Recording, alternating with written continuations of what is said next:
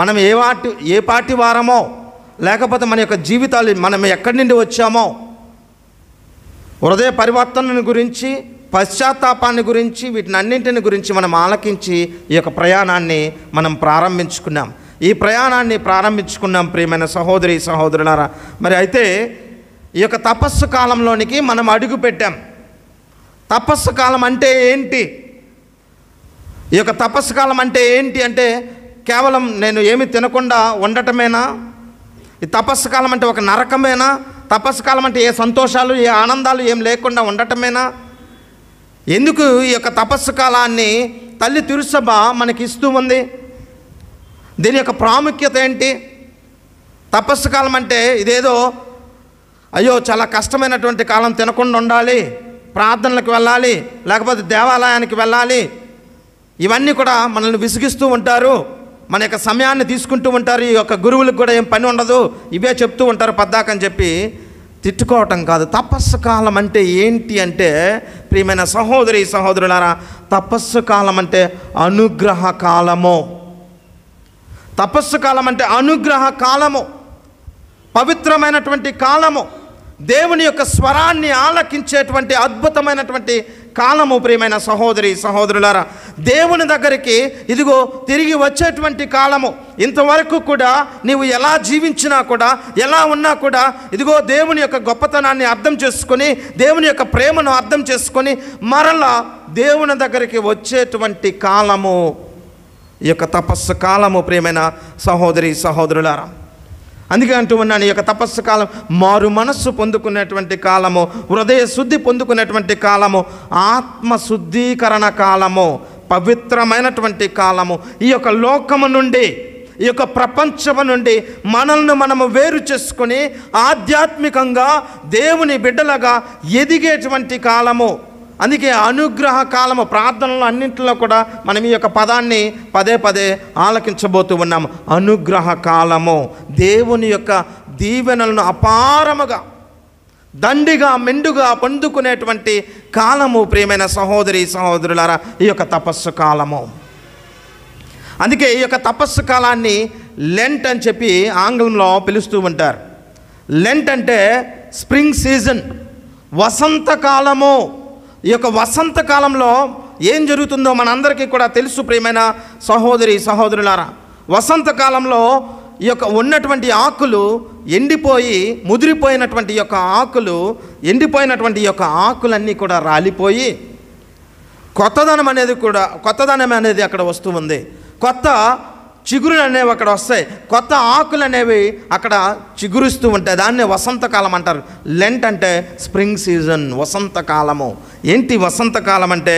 ఇదిగో ఈ యొక్క 40 రోజుల పాటు కూడా మనం ఈ యొక్క శరీరంలో నివసించకుండా ఆత్మలో నివసిస్తూ ఆధ్యాత్మిక వసంతకాలముగా మనం ఈ యొక్క కాలాన్ని కొనియాడుకుంటూ ఉన్నాం. ప్రియమైన సహోదరి సహోదరులారా, మనలో ఉన్నటువంటి ఈ యొక్క శరీర వాంఛలు, ఇంతవరకు కూడా ఈ యొక్క వాంఛలకు లొంగిపోయి మనం జీవించామేమో.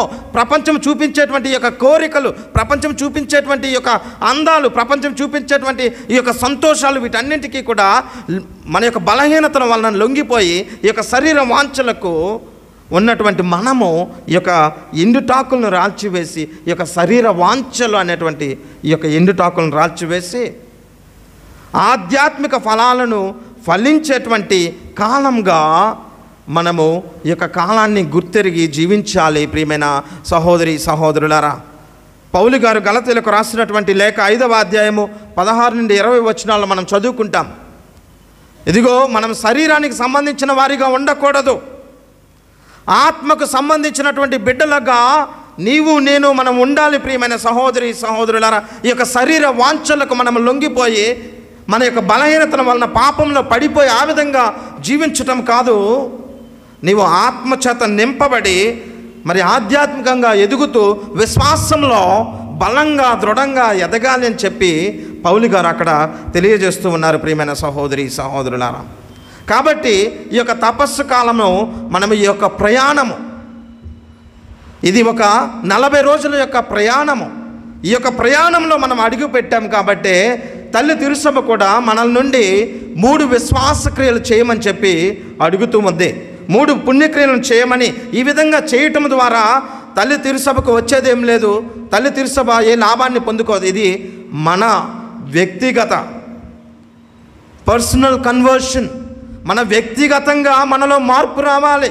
వ్యక్తిగతంగా మనలో మారు మనసు పొందుకొని దేవునికి దగ్గరగా వచ్చి దేవుని యొక్క వరాలను అపారంగా పొందుకోవాలని చెప్పి మనల్ని సిద్ధం చేస్తూ తల్లి తిరుసభ 3 ముఖ్యమైనటువంటి విశ్వాస క్రియలను అనుసరించండి అని చెప్పి మనందరికీ కూడా చెబుతూ ఉంది. ప్రియమైన సహోదరి సహోదరులారా, ఇవి చేయటం ద్వారా మన యొక్క శరీరాలను నలగొట్టుకొని మన యొక్క కష్టాన్ని జయించి ఈ యొక్క శోధనను జయించి మనం దేవుని దగ్గరగా రావాలి, దేవుని బిడ్డలుగా మనం ఎదగాలి అని చెప్పి మనకి తల్లి తిరుసభ బోధిస్తూ ఉంది. ప్రియమైన సహోదరి సహోదరులారా, ఈ 3 విషయాలు మనకి అందరికీ కూడా తెలిసినదే.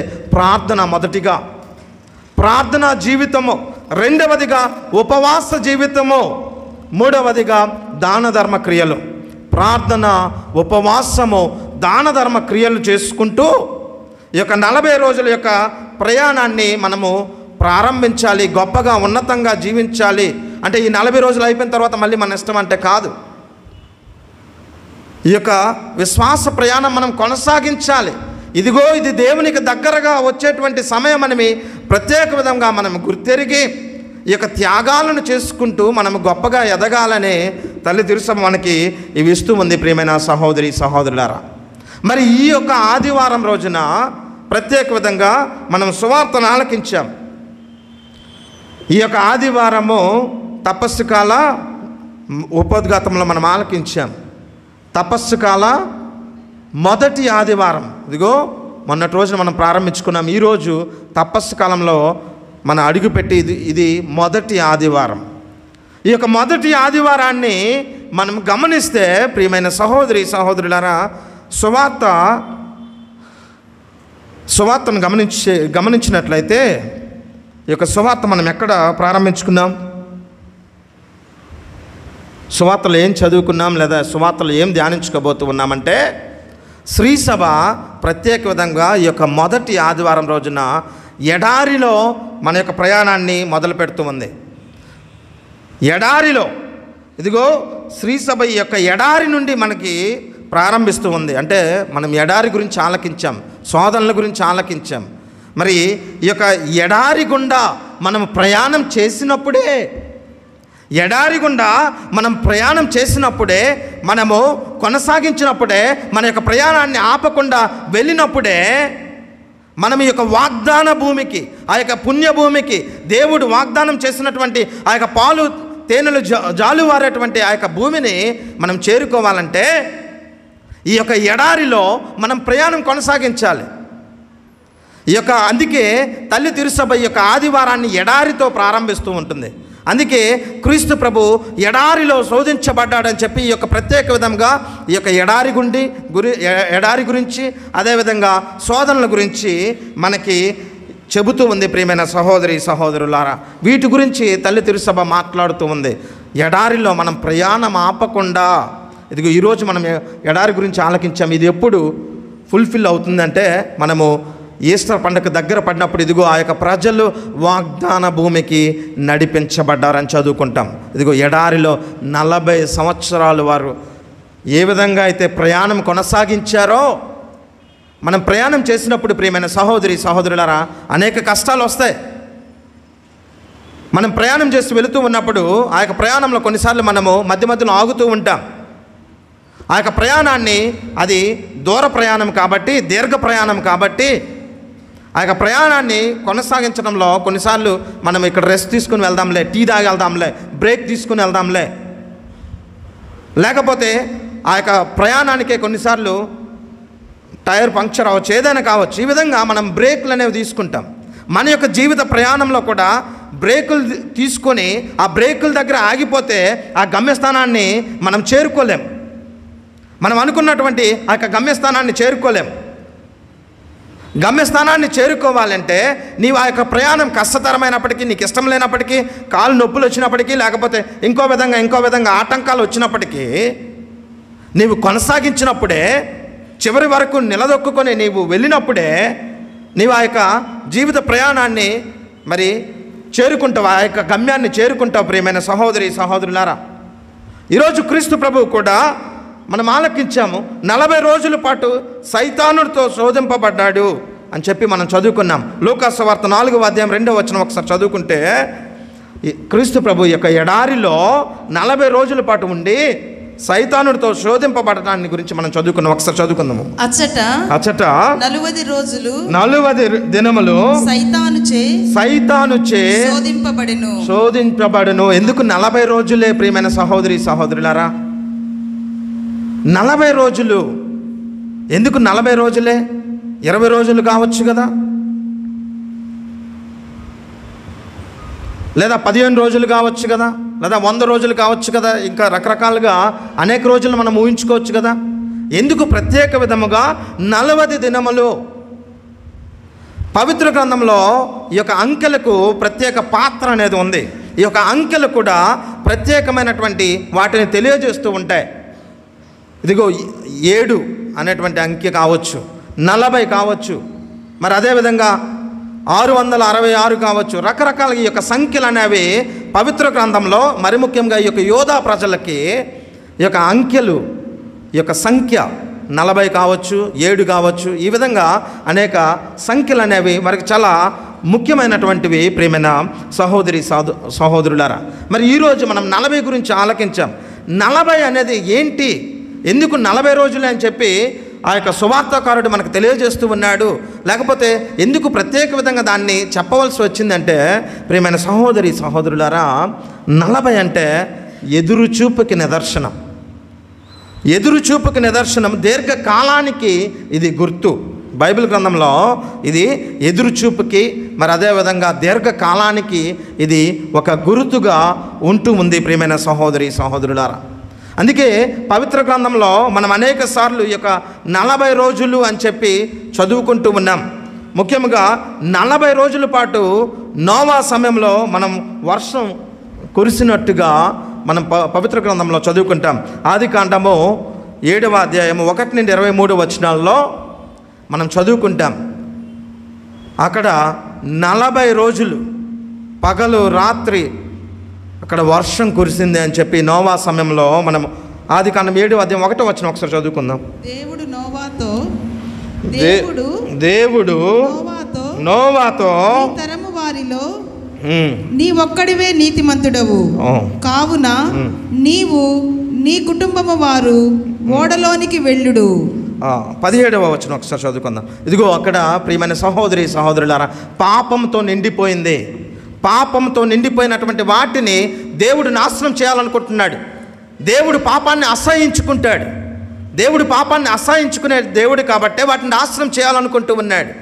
వారు దేవుని బిడ్డలుగా కాకుండా మరి సైతానుకి ఇష్టమైనటువంటి బిడ్డలుగా పాపంలో నిండిపోయినటువంటి వారిని నాశనం చేయాలనుకుంటున్నటువంటి దేవుడిని గురించి మనం ఆలకిస్తాం. అక్కడ నోవా గురించి మనం ఆలకిస్తాం. ఇదిగో 17వ వచనము, భూమి మీద 40 రోజుల పాటు నీటి ముప్పు కొనసాగించి, ఇదిగో నీటి ఈ యొక్క ప్రళయము ద్వారా, జల ప్రళయము ద్వారా, జలము ద్వారా, ముంపు ద్వారా, ఈ యొక్క వర్షము ద్వారా 40 పగళ్ళు 40 రాత్రులు కంటిన్యూస్గా వర్షం పడితే ఏమవుతుంది ప్రియమైన సహోదరి సహోదరులారా? నీటి ముంపు. ఆ విధంగా దేవుడు నాశనం చేయాలనుకున్నాడు. ఇదిగో 40 రోజులు అని చెప్పి మనం అక్కడ పవిత్ర గ్రంథంలో చదువుకుంటాం ప్రియమైన సహోదరి సహోదరులారా. అదేవిధముగా 40 రోజులు మోషే దేవునితో గడిపాడు. ఈ విధంగా చూసుకుంటే అనేక ఉదాహరణలు ఉన్నాయి. 40 రోజులు మోషే దేవునితో గడిపాడని చెప్పి నిర్గమకాండము 34వ అధ్యాయము 28వ వచనం ఒకసారి చదువుకుందాం. నిర్గమకాండము 34వ అధ్యాయము 28వ వచనం. మోషే ప్రభువుతో 40 పగళ్ళు 40 రాత్రులు గడిపిన. ఇదిగో మోషే దేవునితో 40 పగళ్ళు 40 రాత్రులు గడిపాడని చెప్పి కూడా మనము పవిత్ర గ్రంథంలో చదువుకుంటాం ప్రియమైన సహోదరి సహోదరులారా. అదేవిధంగా ఏలియా ప్రవక్త కూడా 40 రోజుల పాటు తన యొక్క ప్రయాణాన్ని కొనసాగించాడని చెప్పి రాజుల మొదటి గ్రంథము 19వ అధ్యాయము 8వ వచనము. ఏలియా లేచి ఆ, రొట్టెను తిని ఆ, నీళ్లు త్రాగెను. ఆ. ఆ ఆహారపు బలముతో ఆ ఆహారపు బలముతో 40 రోజులు నడిచి 40 రోజులు నడిచి దేవుని కొండైన హోరేబును చేరుకొనెను. ప్రియమైన సహోదరి సహోదరులారా, ఇదిగో ఈ విధంగా చూసుకుంటే 40 యొక్క సంఖ్యకు ప్రత్యేక గుర్తింపు అనేది ఉంది. అదేవిధంగా మనందరికీ తెలుసు, ఇజ్రాయేలు ప్రజలు 40 సంవత్సరాలుగా ఎడారిలో ప్రయాణం కొనసాగించారు. మోషే, మరి అదేవిధంగా ఏలియా, వీరందరూ కూడా 40 రోజులు శోధించబడ్డారు, ఉపవాసాలు ఉన్నారు, దేవుని దగ్గరికి వారు చేరుకోగలిగారు. ప్రియమైన సహోదరి సహోదరులారా, ఈనాటి సువార్తలో మనం ఆలకించాం. యేసు ప్రభు ఆత్మ ప్రేరణతో నింపబడి ఎక్కడికి తీసుకుని వెళ్ళబడ్డాడు అంటే ఎడారి ప్రదేశానికి నడిపించబడ్డాడు. ఎడారి ప్రాంతానికి ఆత్మ ప్రేరణ చేత యేసు ప్రభు నడిపించబడ్డాడు. ప్రియమైన సహోదరి సహోదరులారా, ఇక్కడ మనము ఈ యొక్క ఎడారిని ఏ విధంగా అర్థం చేసుకోవాలంటే ఒక ప్రదేశంగా అర్థం చేసుకోకూడదు. అంటే మనం కూడా ఇప్పుడు నిష్ఠగా ఉండాలంటే అందరం ఎడారికి వెళ్ళిపోవాల్సిన పని లేదు. మనందరం కూడా దేవుని దగ్గరికి రావాలంటే మనందరం కూడా ఎడారికి వెళ్ళిపోవాల్సిన పని లేదు. ఆ యొక్క ప్రదేశంలోనే చేయాలనేది కాదు.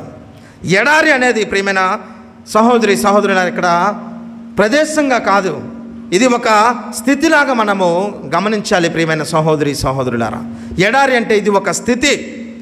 ఈ యొక్క స్థితిలో విశ్వాసి మనస్సు అనేది, భక్తులమైనటువంటి మనకు, దేవుని యొక్క బిడ్డలుగా ఉన్నటువంటి మనకు, ఇదిగో ఆయన యొక్క కుమారులను చెప్పుకుంటూ ఉన్నటువంటి మనకు, ఆయన యొక్క శిష్యులను చెప్పుకుంటున్నటువంటి మనకు మన యొక్క మనస్సు అనేది పరిశోధించబడుతుంది. ప్రియమైన సహోదరి సహోదరులారా, ఈ యొక్క స్థితిలో విశ్వాసులుగా ఉన్నటువంటి మనందరం కూడా పరిశోధించబడతాం. ప్రియమైన సహోదరి సహోదరులారా, శోధించబడతాం. మనందరం కూడా శోధించబడతాం. శోధనలు అనేవి అందుకే ఇవి సహజమైనటువంటి, ప్రియమైన సహోదరి సహోదరులారా, ఇవి సహజమైనటువంటివి. మానవాళిగా పుట్టిన ప్రతి ఒక్కరికి కూడా ఈ యొక్క శోధనలు అనేవి వస్తాయి. ఏ ఒక్క మానవుడు కూడా ఈ యొక్క శోధనలకు అతీతుడు కాదు. నేను ధనవంతుడిని కదా, నాకు శోధన రాకూడదంటే కాదు. నేను గొప్పగా ఉన్నాను కదా, గొప్ప విశ్వాసిని కదా, ప్రతిరోజు దివ్య బలి పూజకు వస్తున్నాను కదా, నాకు వద్దు అంటే కాదు. నేను దేవుని సేవ చేయడానికి ఒక గురువుగా అభిషేకం పొందాను కదా, నాకు శోధన రావంటే కాదు. ఒక అమ్మగారిగా నేను ఎన్నుకోబడ్డాను కదా అంటే కాదు. విశ్వాసిగా ఉన్నటువంటి ప్రతి ఒక్కరికి కూడా, ఏ ఒక్క మానవుడు కూడా శోధనలకు అతీతుడు కాదు. ప్రియమైన సహోదరి సహోదరులారా, చివరికి మనం ఆలకించాం, సాక్షాత్తు ఆ యొక్క దేవుని యొక్క కుమారుడే, సాక్షాత్తు ఆ యొక్క క్రీస్తు ప్రభువే ఈరోజు సువార్తలో మనం ఆలకించినట్టుగా ఆయన శోధించబడ్డాడు, పరీక్షించబడ్డాడు. మరి దేవుని యొక్క కుమారుడే శోధించబడితే నీవు నేను ఇంక ఎంతలా శోధించబడతామో ఊహించుకోండి. ప్రియమైన సహోదరి సహోదరులారా, ఇదే విషయాన్ని మనం చదువుకుంటాం. క్రీస్తు ప్రభు శోధించబడ్డాడు, పరీక్షించబడ్డాడని మార్కు సువార్త 1వ అధ్యాయం 12 నుండి 13 వచనాలు. మరి అదేవిధంగా మత్తయి సువార్తలో చదువుకుంటాం. అదేవిధంగా ఈనాటి లోకా సువార్తలో కూడా మనం చదువుకున్నాం. దేవుడు పరీక్షించబడ్డాడు, దేవుడు శోధించబడ్డాడు. శోధనలు అనేవి ప్రతి ఒక్కరికి కూడా వస్తాయి. ప్రతి ఒక్కరికి కూడా, మానవాళిగా పుట్టిన మనందరికీ కూడా ఈ యొక్క శోధనలు అనేవి వస్తాయి. ప్రియమైన సహోదరి సహోదరులారా, కానీ క్రీస్తు ప్రభు కూడా వచ్చే, కానీ క్రీస్తు ప్రభు ఏ రోజు ఈ యొక్క శోధనలకు లొంగలేదు. క్రీస్తు ప్రభు ఏ రోజు కూడా ఈ యొక్క పాపాన్ని కట్టుకోలేదు. ఇదే విషయాన్ని మనం వాక్యం సెలవిస్తూ ఉంది. ప్రియమైన సహోదరి సహోదరుల, హెబ్రీలకు రాసినటువంటి లేఖ 4వ అధ్యాయం 15 నుండి 16 వచనాల్లో మనం క్రీస్తు ప్రభుని గురించి చదువుకుంటాం. క్రీస్తు ప్రభు అన్ని విధాలా శోధించబడ్డాడు. నీకు నాకు మాదిరిగానే ఆయన అనేక విధాలుగా శోధించబడ్డాడు. ఆయనకు శోధనలు రాలేదా అంటే వచ్చే. నేను అందుకే చెప్తూ ఉన్నాను, గురువా, అమ్మగారా, లేకపోతే నువ్వు విశ్వాస, నువ్వు పేదవాడా, ధనికుడా, లేకపోతే పలానా జాతికి చెందినటువంటి వాడివా, ఎవ్వరు అనేది సంబంధం లేదు. శోధనలు అనేవి ప్రతి ఒక్కరికి కూడా వస్తాయి. వాటిని మనము జయించగలగాలి. ప్రియమైన సహోదరి సహోదరులారా, వాక్యం చదువుకుందాం. హెబ్రీయులకు రాస్తున్నటువంటి లేఖ 4వ అధ్యాయం 15 నుండి 16 వచనాలు. ఇదిగో క్రీస్తు ప్రభు అన్ని విధాలా శోధింపబడ్డాడు, కానీ పాపము చేయలేదు అని చెప్పి మనం అక్కడ చదువుకుంటాం. శోధనలను జయించి మనకి ఒక ఉదాహరణగా, నీకు నాకు ఒక మార్గ చూపరిగా, ఒక ఉదాహరణగా శోధనలు జయించగలము. శోధనలకు లొంగిపోవాల్సిన అవసరం లేదు. శోధనలు నీవు నేను జయించగలము అని చెప్పి మనకి ఒక ఉదాహరణగా ఆయన నిల్చుని ఉన్నాడు. ప్రియమైన సహోదరి సహోదరులారా, మనకు తెలిసి ఈ యొక్క శోధనలు కూడా సర్వసాధారణమైనటువంటివే. ప్రతి ఒక్క మానవుడు కూడా దాదాపుగా వీటికి లొంగిపోయేటువంటివే. సర్వసాధారణం ఈ యొక్క శోధనలు. మనం మొదటి శోధనను ఆలకించాం ప్రియమైన సహోదరి సహోదరులారా. మొదటి శోధన ఏంటి? మొదటి శోధన ఏంటి ఆలకించారా? రాయిని రొట్టెగా మార్చను. అంటే ఆకలి. అక్కడ క్రీస్తు ప్రభువు 40 రోజులు ఉపవాసం ఉన్నాడు. ఉపవాసం ఉన్న తర్వాత ఎవరికైనా ఆకలితో ఉన్నాడు. ఉపవాసం అంటే తినకుండా ఉన్నాడు, భోజనం చేయకుండా ఉన్నాడు. ప్రార్థనలో దేవునితో గడుపుతూ ఉన్నటువంటి క్రీస్తు ప్రభుకి మొదటి శోధన మనందరికీ మాదిరిగానే. అందుకే చెప్తూ ఉన్నాయి, ఇక శోధనలు కొన్నిసార్లు సర్వసాధారణం. ఇది మన శరీరానికి సంబంధించింది. అందుకే క్రీస్తు ప్రభు కూడా ఇదిగో ఆకలి అనిపిస్తూ ఉంది.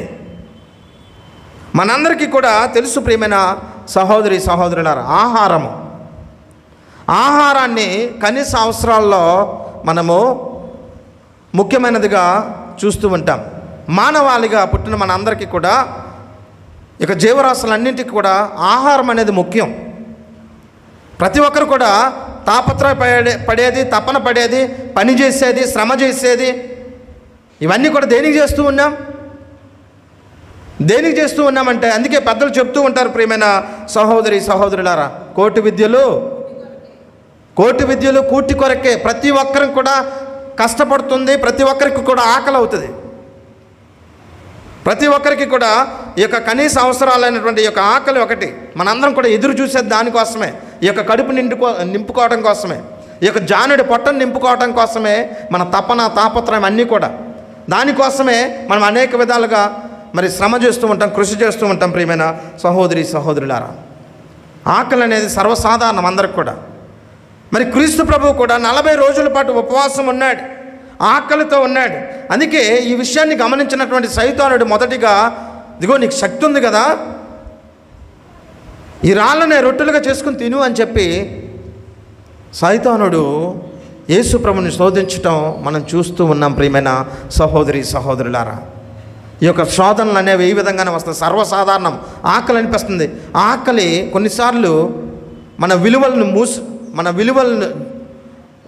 విలువలను మర్చిపోయేలాగా కూడా మనకు చేస్తూ ఉంటుంది. ప్రియమైన సహోదరి సహోదరులారా, మొదటిగా మన యొక్క కడుపు నింపుకోవాలి, ఆకలి తీర్చుకోవాలి. దానికోసం కొన్నిసార్లు మరి మన విచక్షణ జ్ఞానాన్ని కూడా మనం కోల్పోయి తప్పు చేస్తూ ఉంటాం. ప్రియమైన సహోదరి సహోదరులారా, మొదటిగా ఈ యొక్క ఆహారాన్ని చూపించి మరి సైతానుడు క్రీస్తు ప్రభునే శోధించాడు. నీవు నేను ఏమాత్రమో ప్రశ్నించుకోవాలి, ఆత్మ పరిశీలన చేసుకోవాలి. ప్రియమైన సహోదరి సహోదరులారా, రెండవదిగా మనం చూస్తూ ఉన్నాం, మనకి ఎప్పుడైతే కడుపు నిండిందో, ఎప్పుడైతే మనం ప్రశాంతంగా ఉన్నామో, మన కడుపు నింపి మనం బాగున్నప్పుడు ప్రియమైన సహోదరి సహోదరులారా, మనకి ఇంకా ఇంకా కావాలనిపిస్తూ ఉంటుంది.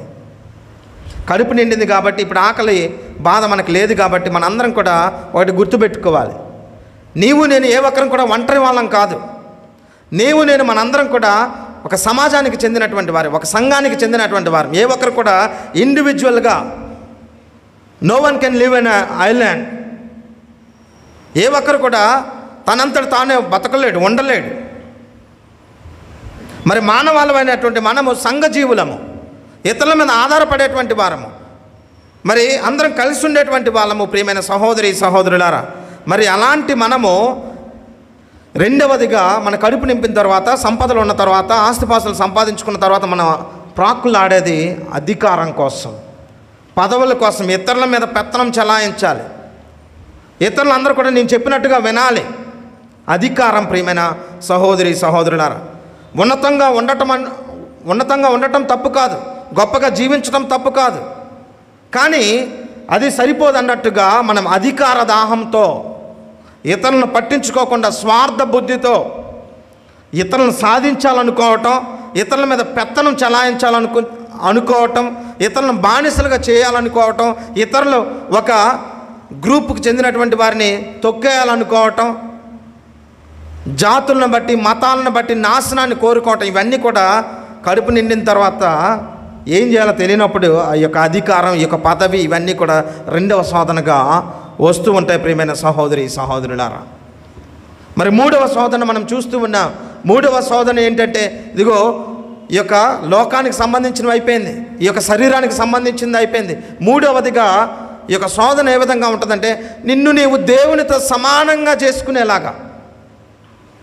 నీకు కడుపు నిండింది, నీ ఆకలి తీరింది, దేవుడు నిన్ను దీవించాడు, కానీ నీ కళ్ళు మూసుకుపోయేలాగా తర్వాత ఏం చేస్తుందంటే, నీకు మొదటిగా ఆహారము ఇవన్నీ కూడా దొరికిన తర్వాత పదవి, అధికారము, ఇతరుల మీద పెత్తనాలు జలాయించడం, ఇవన్నీ కోరుకుంటాం. అది కూడా నెరవేరింది అనుకోండి. నెరవేరిన తర్వాత మనం ఏంటి, నాకు మించినటువంటి వాడు లేడు, నేనే గొప్ప,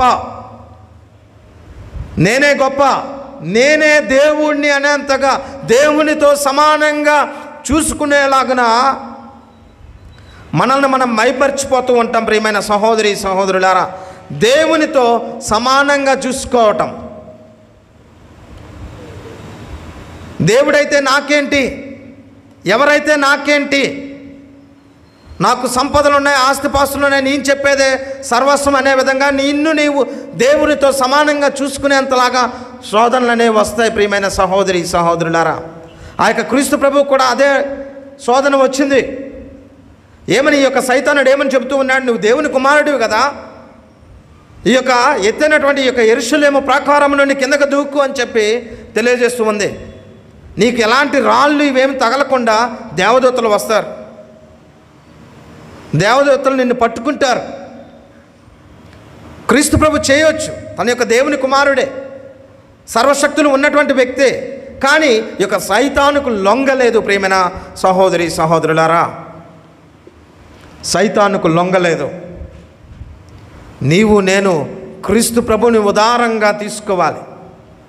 క్రీస్తు ప్రభుని మనకి ఒక ఉదాహరణగా తీసుకుని ఆయన యొక్క చూపించినటువంటి మార్గంలో నడుచుతూ ఈ యొక్క పాపాన్ని జయించగలగాలి, ఈ యొక్క శోధనలు జయించగలగాలి. శోధనలు అనేవి ఎక్కువగా ఇదే మాదిరిగా వస్తూ ఉంటాయి. నేను తెలియపరిచినటువంటి విధంగా ఆకలి రూపంలో, ఇంకో రూపంలో నీకు ఆకలిగా ఉంది కాబట్టి ఏదైనా చేసేసే, నీకు కడుపు నింపుకోవటం కోసం. ఇతరులను మోసం చేసే పర్వాలా, అబద్ధాలాడు పర్వాలా, వ్యభిచారం చేయి పర్వాలా, వ్యభిచారం చేసి డబ్బులు సంపాదించుకో పర్వాలా, తప్పేముంది, కడుపు నింపుకో. ఏ విధంగానే కడుపు నింపుకోవాలి, ఏ విధంగానే అధికారాన్ని చలాయించాలి, పదవి చేపట్టుకోవాలి.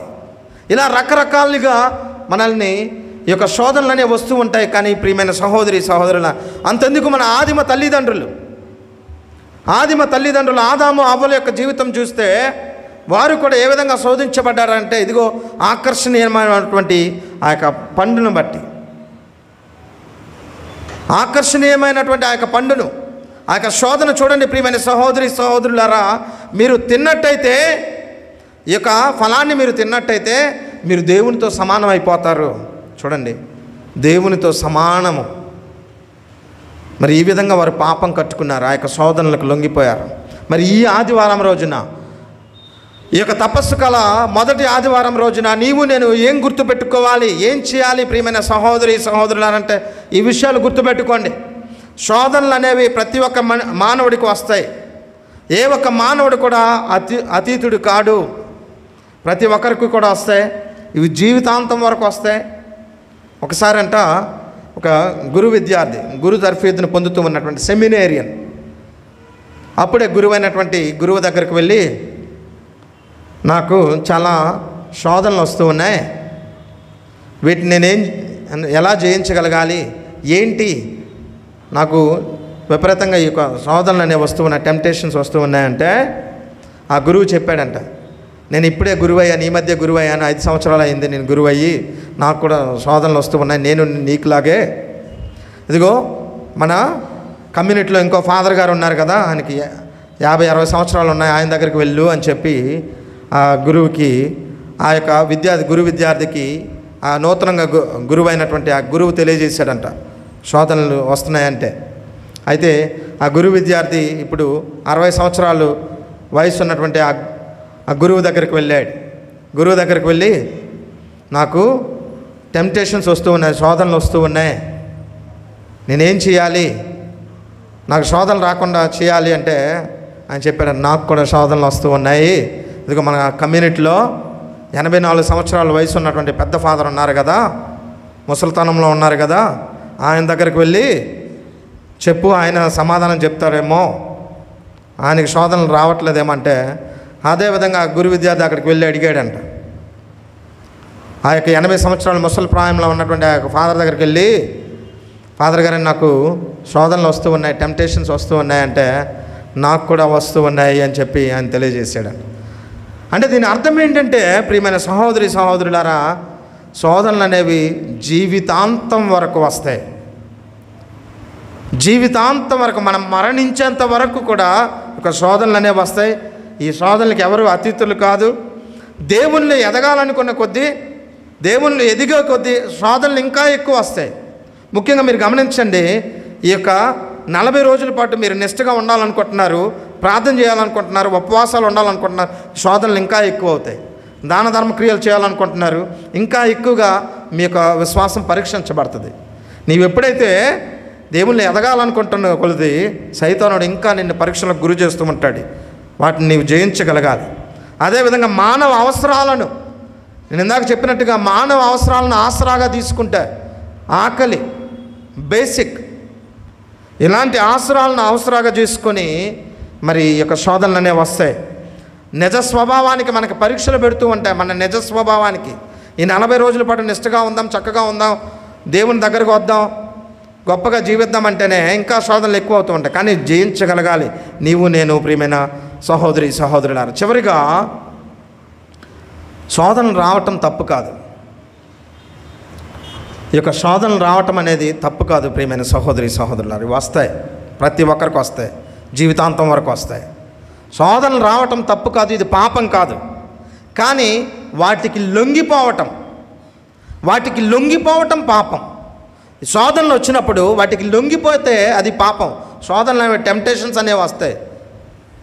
శోధనలు టెంప్టేషన్స్ రావటం తప్పు కాదు, కానీ అవి ఎప్పుడైతే వాటికి లొంగిపోయి నీవు దాని అనుసారంగా నీ జీవితాన్ని జీవిస్తావో అది పెద్ద పాపము, తప్పు ప్రియమైన సహోదరి సహోదరులారా. అందుకే శోధనలు అనేవి ఎలాంటివంటే, మన తల మీద పక్షులు ఎగురుతూ ఉంటాయి, మన తల మీద అనేక పక్షులు ఎగురుతూ ఉంటాయి. ఈ యొక్క శోధనలు కూడా ఈ యొక్క పక్షులు లాంటివి, మనం పైనుండి ఎగిరిపోతూ వెళ్ళిపోతూ ఉంటాయి. మన తల మీద కూడా ఎన్నో పక్షులు వెళ్ళి ఉంటాయి. కానీ ఈ యొక్క శోధనలు అనేవి తల మీద ఎగిరేటువంటి పక్షులు లాంటివి. మరి ఈ యొక్క పక్షులు తల మీద ఎగరటం తప్పు కాదు, కానీ ఇవే పక్షులు నీ తల మీదకి వచ్చి నీ తల మీద కూర్చొని గూడు చేసుకొని గుడ్లు పెట్టి పిల్లల్ని పొదిగినాగా చేసిందనుకోండి, అది పాపం అవుతుంది. అంటే దాన్ని బాధ్యత ఎవరి మీద ఉంది? శోధనలు అనేవి వస్తాయి, కానీ వాటిని జయించాల్సిన బాధ్యత నీ మీద, నా మీద ఉంది ప్రియమైన సహోదరి సహోదరుల. అంతే తప్పించి మనం ఇదిగో ఆ యొక్క పక్షుల్ని, శోధనలు అనేటువంటి ఈ యొక్క పక్షుల్ని మన నుదుటి మీదకి వచ్చి కూర్చోండమ్మా, చక్కగా గూడు కట్టుకోండి, గుడ్లు పెట్టండి, పిల్లల్ని చేయండి అని చెప్పి మనము చెబితే అది మన తప్పు అవుతుంది, మన పాపం అవుతుంది. మనం దేవునికి విరుద్ధంగా, దూరంగా జీవించినటువంటి వారము అవుతాం ప్రియమైన సహోదరి సహోదరులారా. మరి చివరిగా, శోధనలు జయించాలి అంటే మనం ఏం చేయాలి? చెప్పాను నేను, శోధనలు అనేవి ప్రతి ఒక్కరికి వస్తాయని. కానీ వీటిని జయించాలి అంటే ఏం చేయాలంటే వాక్యాన్ని చదవాలి, వాక్యాన్ని ధ్యానించాలి ప్రియమైన సహోదరి సహోదరులారా. వాక్యము ద్వారా శోధనలు జయించగలుగుతాం, ప్రార్థనల ద్వారా శోధనలు జయించగలుగుతాం. చివరిగా దివ్య సప్రసాదము ద్వారా, దివ్య బలి పూజలో పాల్గొనటం ద్వారా, ఇవన్నీ చేయటం ద్వారా నీవు దేవునికి దగ్గరగా వస్తావు, గొప్పగా ఉన్నతంగా దీవించబడతావు, ఆస్వాదించబడతావు. కాబట్టి ఈ యొక్క దివ్య బలి పూజలో ప్రత్యేక విధంగా దేవుని యొక్క కృపను కోరుకుంటూ శోధనలు జయించడానికి కావలసినటువంటి ఆ యొక్క కృపను దేవుని నుండి కోరుకుందాం. పితా పుత్ర పవిత్ర ఆత్మ నామమున ఆమేన్.